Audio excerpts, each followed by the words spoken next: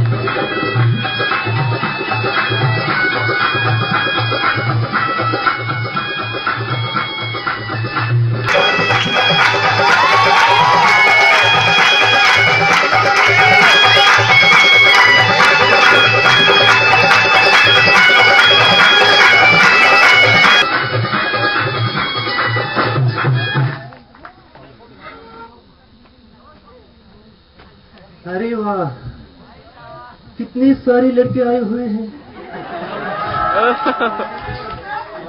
सारे मेरे लिए आए होंगे। देखो तो सुमाड़ी से भी आए हैं, जाट से भी आए हैं, चमवाला से भी आए हैं, अरे पौड़ी से भी आए हैं। हाँ, डीजे वाले भैया भी कुछ कम नहीं है, मेरे को देखते ही गाना बजा दिया है, नटखट कहीं के। अरे ये पुरुष कौन है? अरे इनको छोड़ो, इधर ही चलते। ये तो अपनी तपस्या में मग्न है।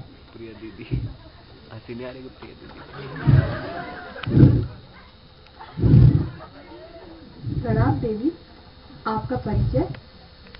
एक प्रकृति पुरुष को परिचय की क्या आवश्यकता है? तुम इस पृथ्वी के परम तेज पुरुष हो और मैं त्रिलोक सुंदरी नारी। हे त्रिलोक सुंदरी, मैं आपकी क्या सहायता कर सकता हूँ?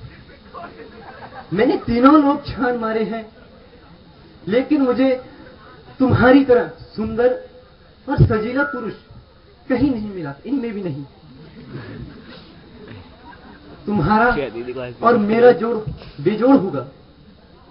विधाता ने हम दोनों को एक दूसरे के लिए बनाया है।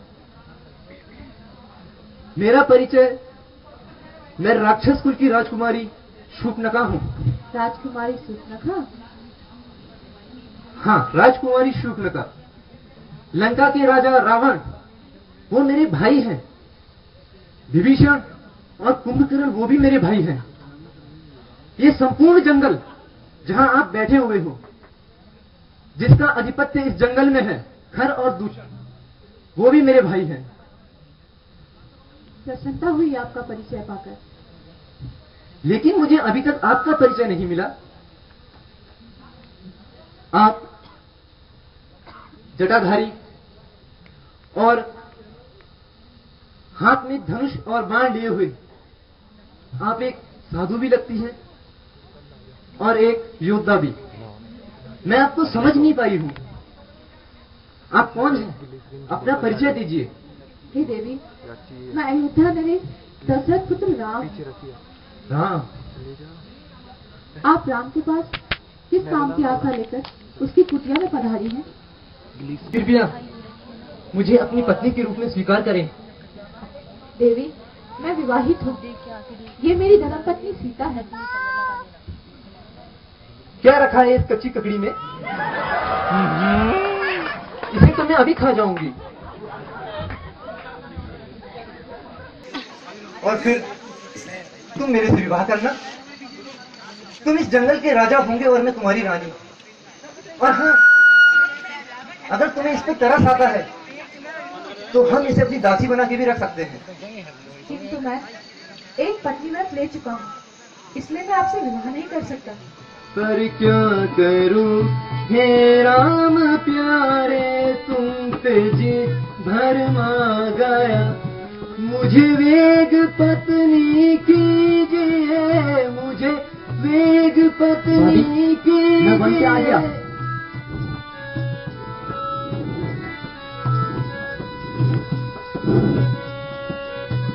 ये पुरुष कौन है? बिल्कुल तुम्हारी तरह सुंदर और सजीला। ये मेरा छोटा भाई लक्ष्मण है। लक्ष्मण अकेला है क्या? हाँ, जंगल में तो अकेला ही है। तो क्यों ना अपने विवाह का प्रस्ताव इसी के पास लेके जाऊं? प्रयास करके देख लो।